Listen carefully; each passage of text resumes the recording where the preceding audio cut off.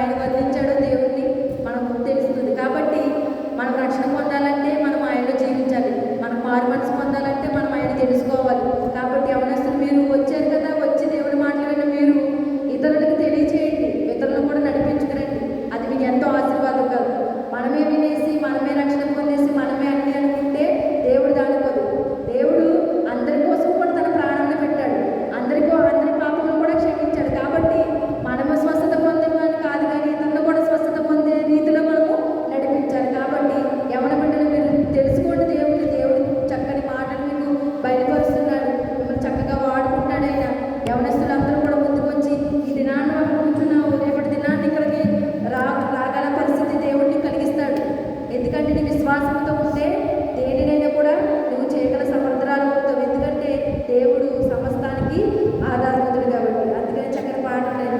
సమస్తానికి ఆధారమైన యేసయ్యా, కృపతో చేసుకోవయ్యా, సమస్తానికి ఆధారమైన యేసయ్యా,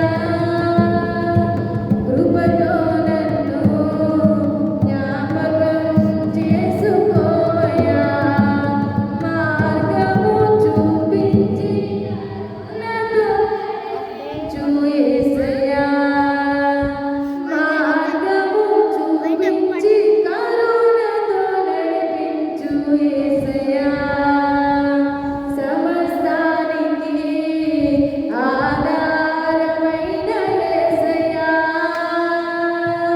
కృపతో నన్ను జ్ఞాపకం చేసుకోవయ్యా. కాబట్టి మీరు అందరూ అట్లా ఉండడానికి ప్రభు కృప మనందరికీ తోడేయుడు గాక. ఆమేన్.